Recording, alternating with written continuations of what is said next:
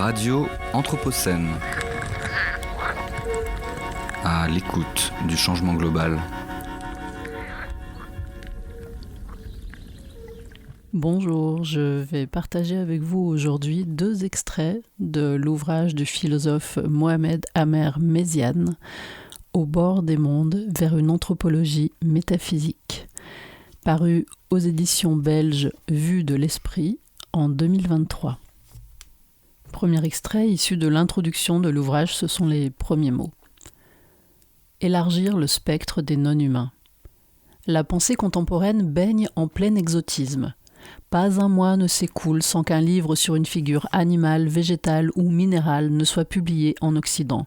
Pas un jour sans que l'on y affirme que la civilisation est en ruine et qu'il nous faut désormais vivre à la manière animiste, en pensant et en sentant avec les loups, les forêts ou les montagnes, dont on nous assure désormais qu'ils ont une âme.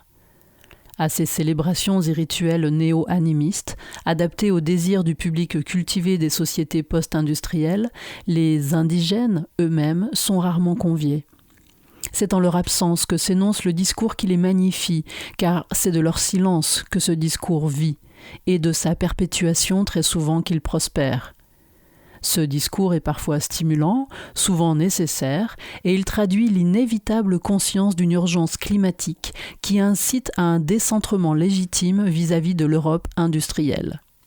Il semble néanmoins vouloir nous glisser à l'oreille que nous devrions converser à nouveau avec les non-humains pour résoudre enfin la crise écologique, comme si l'incapacité d'attribuer une âme aux plantes et aux animaux nous avait conduit à la dévastation du monde dans lequel nous vivons. Mais se mettre à l'écoute du vivant, des arbres et des animaux, si noble soit ce geste, suffira-t-il à nous sauver du désastre ? Et faire de l'animisme la solution à nos maux et du monothéisme la cause de ces derniers, n'est-ce pas transformer la question écologique en question théologique ? Si l'on ne cesse de vouloir retrouver l'harmonie avec une terre-mère dont nous aurions perdu le sens à force de l'avoir dépeuplée des êtres invisibles par un moderne désenchantement, c'est bien d'une fascination pour le lointain que la pensée écologique dominante procède. Le discours indigène dont elle s'autorise est une reconstruction ethnographique que le public lit comme autant de récits de voyage avec une passion dévorante. En remettant en cause les certitudes qui entretiennent le complexe de supériorité de l'Occident vis-à-vis des autres civilisations, le discours qui en est le fruit nous enjoint de nous considérer comme les citoyens d'un cosmos dans lequel nous sommes reliés aux vivants, humains ou non humains, qu'il faut enfin consentir à ne plus considérer comme de simples objets. S'il se diffuse dans tous les champs du savoir, ce discours, tel qu'il circule en Europe et en Amérique du Nord, est pourtant le produit direct d'une discipline, l'anthropologie. À travers elle, les sociétés occidentales ont produit un savoir sur les autres mondes que nous nous sommes habitués à nommer culture. Cette discipline, on le sait, est controversée. Qui ignorait aujourd'hui que la fabrique de ce savoir a été rendue possible par la circumnavigation impériale et la colonisation de la planète par l'Europe occidentale ? Il a fallu se porter, avec la frénésie de la croisade, aux 4 coins du globe, conquérir leurs terres et observer méticuleusement les peuples qui y vivent pour que, au fil des siècles, des récits de voyage puissent être accumulés. C'est au fur et à mesure de ces déplacements que la discipline anthropologique a pu naître.